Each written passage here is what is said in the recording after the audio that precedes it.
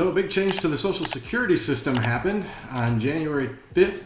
Joe Biden signed into law the Social Security Fairness Act, which had the effect of repealing two provisions in the previous code that affected public sector workers, like some teachers and firefighters and police officers. And those provisions are called the government pension offset and the windfall elimination provision. And the design of these two provisions were to treat employees who did the majority of their working years in public sector jobs that were covered by pensions, not Social Security, and how to address when they did have earnings that they paid into Social Security either through other employment or part-time employment and paid into the system. Under the old version, their Social Security benefits that they had paid for and earned were reduced by these provisions. So maybe a little bit of background is needed here just to kind of discuss some basics of Social Security. So when you have what's called covered employment, meaning employment that is covered and addressed by Social Security, you pay into that system through your FICA taxes, you and your employer. And if you're self-employed, you pay both. But you're paying into that Social Security trust fund. And in order to qualify for Social Security benefits, you have to be what's called fully covered, which means you have to have 40 quarters or 10 years of total contributions into the system.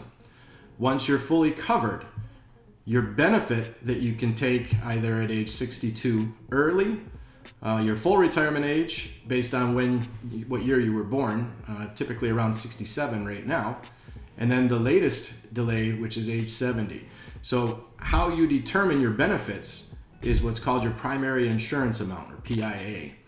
Now the primary insurance amount, or your benefit, is determined by taking all of your years of working and paying into Social Security. It's a 35-year history that they will use.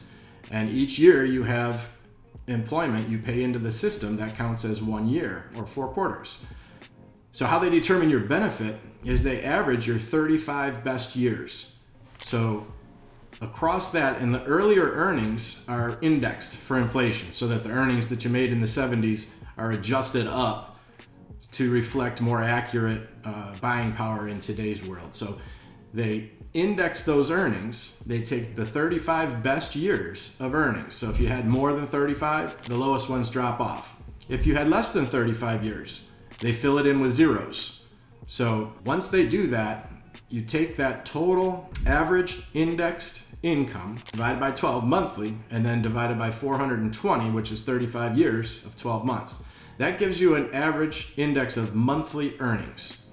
So then the next step of this compensation calculus is they apply a formula to that to determine your primary insurance amount. And that formula includes bend points. So what they're doing is they're trying to give most relevance in the calculation to the lower earning tiers. This is why it's called progressive.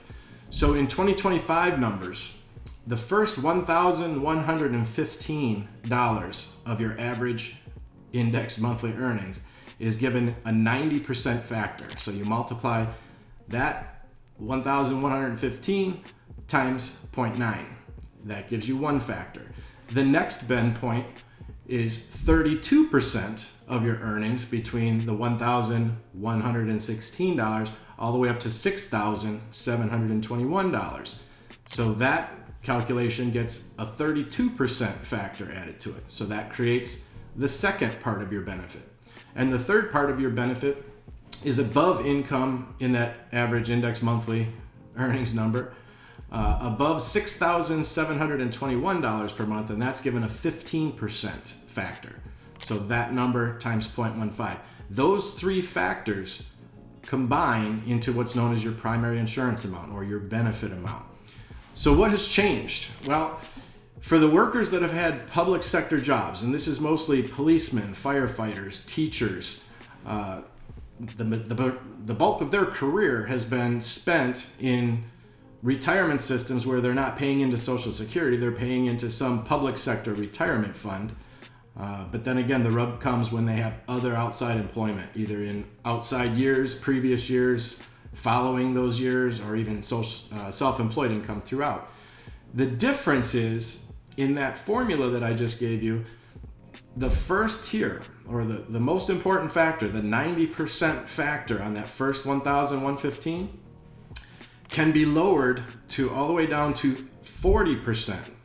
So as you can see, if I'm taking 90% of some 1,115, it gives me one number.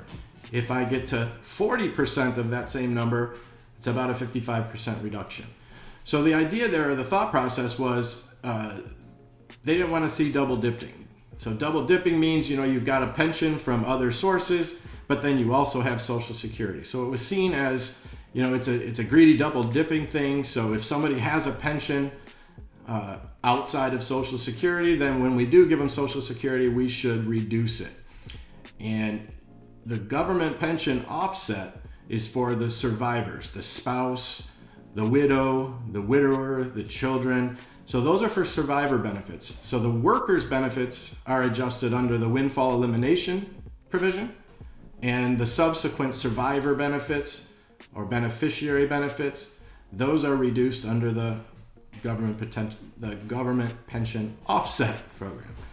So the idea again is we want to prevent double dipping. Well, this change, this repeal that just took place on January 5th eliminates those two provisions. So now public sector workers such as teachers, firefighters, police officers, they will now receive the full Social Security benefit that they've qualified for. And as a kicker, they're going to get payments retroactive to January of 2024. So this is great news. Great news for the teachers, the firefighters, the policemen. Happy to hear that this is happening for you. This is definitely a big positive boost in your retirement planning. You're going to have more income than you had previously planned if you've been paying attention to this stuff.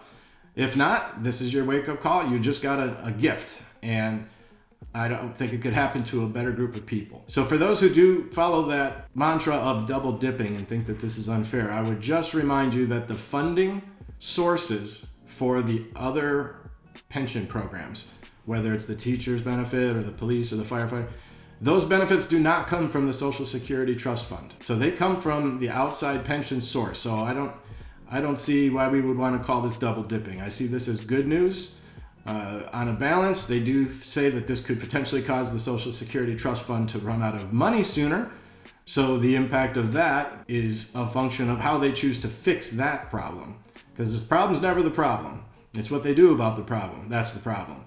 But I take this as good news. My hats are off to the teachers, the firefighters, the public sector employees that now have full access to the full benefits that they have earned. So if you have any other questions about Social Security, your benefits, how this stuff is calculated, or your retirement in general, please drop me a comment below or click the link below and let's get in touch. I look forward to hearing from you.